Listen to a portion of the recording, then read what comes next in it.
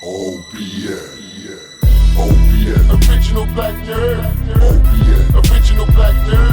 OBN, Original black nerd. Everything discussed about dramas is that thorough. OBN, Original black nerd. OBN. Original black.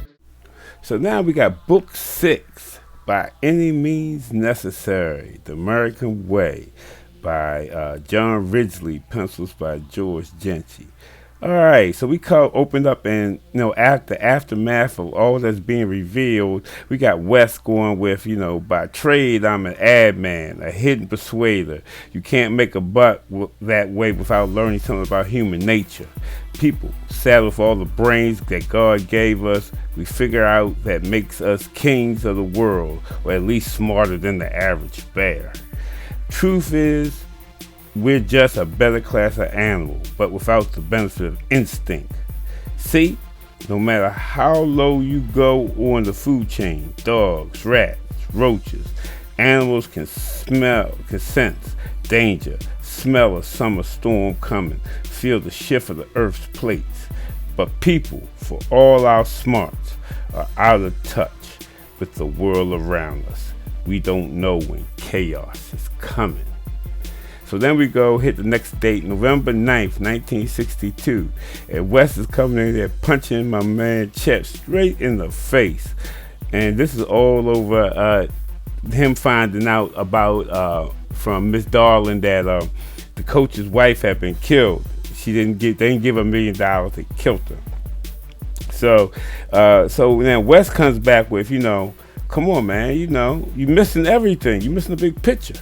We brought in Coach Boggs to keep him on the team, but what thinks, he's going from, when he finds out his wife was murdered, what's going to happen? The Wanderer somehow giving gene therapy, but drives him crazy. You don't know how that happened.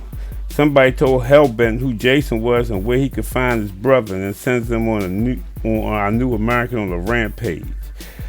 They're not accidents, and it's not just a jinx. And so Wes come back and say, it's Hellbent. He's a genius.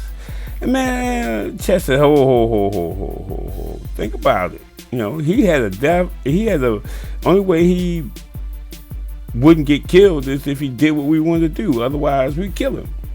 So, but if the Civil Defense Corps had been shown that they can't do anything, then chaos and everything falls apart. And then, man, he said, missiles in Cuba almost sent us over the edge. How much would it take us to put us right back there? So this is going right along with the whole, Russian, thing that was going on at the time. And he gives back the control over to, he goes, look, I'm going to tell Bobby Kennedy that you're going to take control because they brought you in, you got to be that man. So then we flip over to my man, Jason is talking to his brother who's in Howard University Hospital in D.C., where you would go if you were black at that time and you had a serious injury. Yeah, so, he goes there, tells him, because he had already rolled down there on the sheriff in the last issue, and he says, I got to lead where Hellbent is. So the brother goes, what you going to do when you find him? He says, Jason goes, I'm going to bring him to justice. And man, this brother hits him up. Justice, you sound like the white man you tell me you work for. Find the slick ways to sell people the same old shit. And so, of course, he comes back, I ain't on nobody's payroll. And then, my man come back and give him a little bit of history. Some crazy cracker slaughtered a bus full of Negroes, a civil rights actress. You think they're going to give him any more justice than they did Emmett Till's, blah, blah, stuff like that. He goes on Emmett Till, Scott Barrel Boys, famous historical references to, criminal justice, injustices, should I say. And so my man comes back and he says, okay, Jason says, well, what do you want me to do? You want blood to balance history? And my man come back and said, look, I want to live in a world where everybody's equals, but, if we live side by side, it's cool. But if, they going to do it to us, well, we got to do the same. And my man says, well, that's how it's got to be. And Jason takes off into the air. So then we switch over to now our new Civil War going on. So they send down the Civil Defense Corps to find Hellbent, and they met by the Southern Defense Corps, and they say, "Oh, come down here. We told you not to come down here, Yankee." And so then my man with the fire, he tries to attack X-15. Here comes Amber Waves, and she's coming down. Mighty Delta and Muscle Shoals are coming, and they all meet up and they talking. And now Amber done got her life on. She done got cold-hearted after Freya had died, and so they say, "Look, we don't want no trouble, but if you're gonna make a move," and Amber said, "Well, if I gotta take y'all out, I'll do that." And so Muscle, who likes her, says, "That's my girl talking. Nobody's," and she goes back to him and gives him the classic 1960 statement that I've heard time and time again. "I'm not a gal. I'm free, white, and 21, and I don't need anybody to tell me what to do." She gives him the stare down and just rolls out because he's all flabbergasted. So they say, "Look, you get out of our way. We're gonna go help us with Hellbent, or get out of our way, or get run over." So they leave out. So then we flip the Bobby Kennedy going off like, "What the heck y'all done did now?" And so now they've come up with an order that says, Civil Defense Corps stay in the north, Southern Defense Corps stay in the south. Okay, so that's pretty much what they come up with. So now they go with down. We shoot the Mobile, Alabama, and my man Jason is just laying waste in this pool hall bar, beat down this guy, who was a cellmate with Hellbent, and had his car registered. So he's like, you gonna tell me something? So they shoot him in the back, but he don't die. He said that hurt. And then eventually, we flip again, because he's in the bar, so the guy's gonna give up the information. So then we flip down to all the Northern Civil Defense Corps. They all arguing like, we should go down there and go after Hellbent, and they would say, "No, the president says you can't go." And then and so now, everybody's getting mad, and my girl Amber Wave says, "Hey, this ain't right." And West said the president is doing this for his own country, and so they go down there and say, "Okay, we're gonna play it by ear right now." So here comes my man the mighty Delta, giving up his story on we understand and respect all the rights, but hey, we protecting the South and the individual states' rights, famous. And and then they asked him about Pharaohs. He said Pharaohs, he wasn't he couldn't do nothing with Hellbent. Hellbent beat him down and kill Freya in front of him. He says he ain't nobody. So we flipped the Pharaohs, and he's going through his crisis of confidence.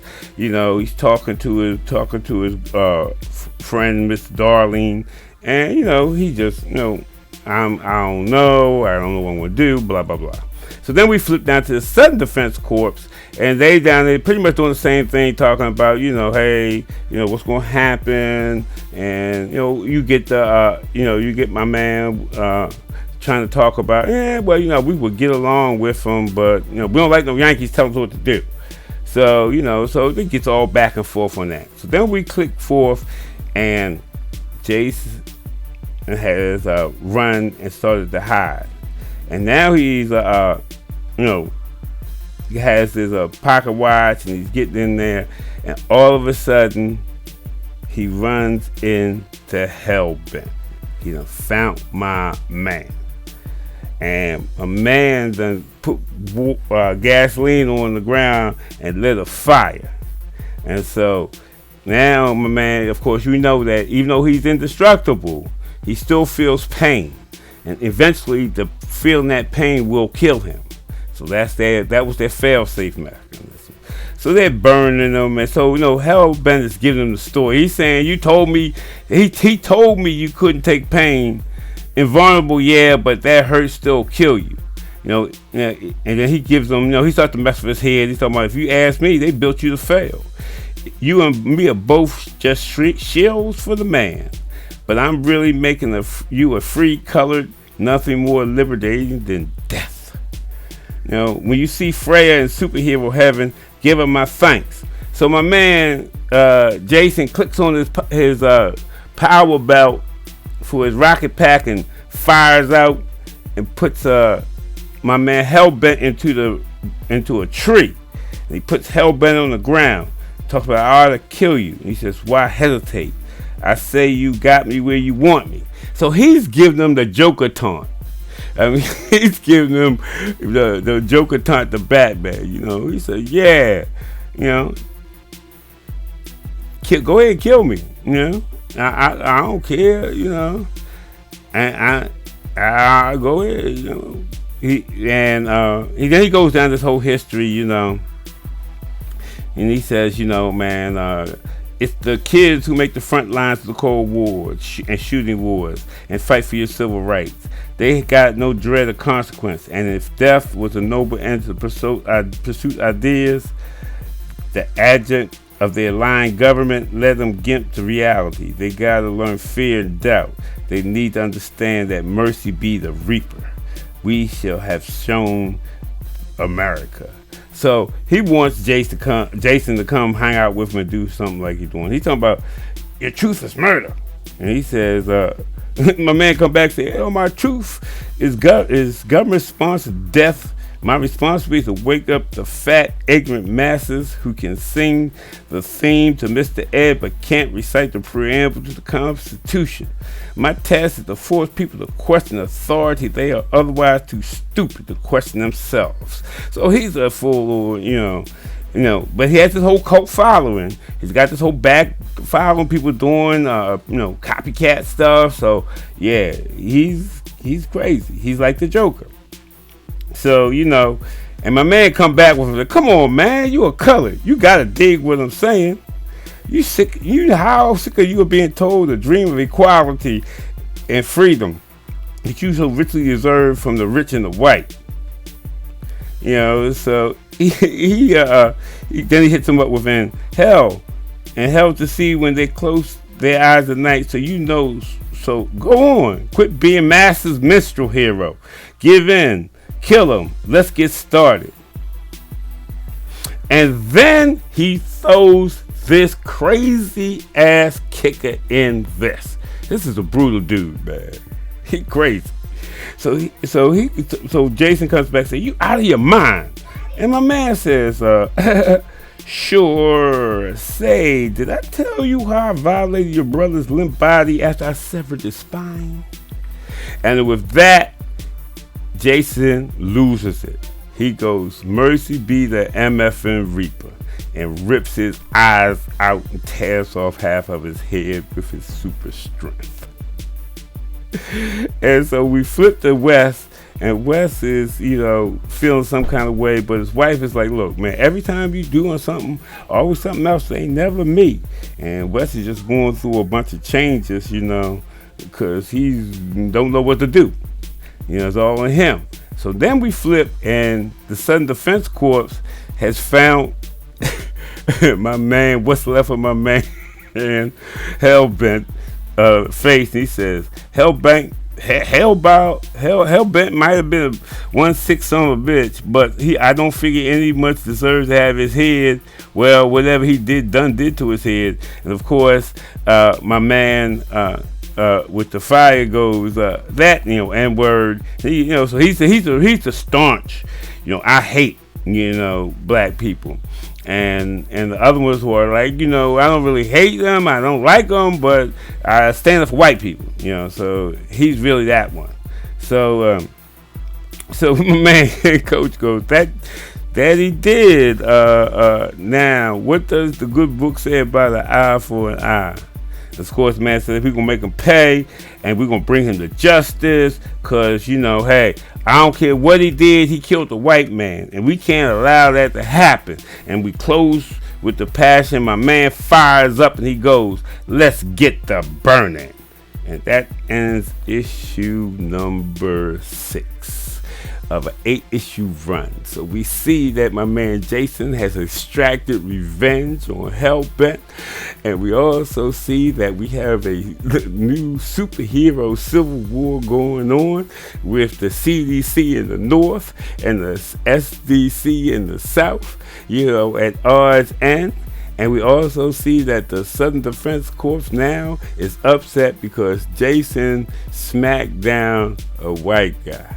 And we'll see what's going to happen from that if you come back to the next issue. Thank you for hanging out, and I'll see you the next time. Peace.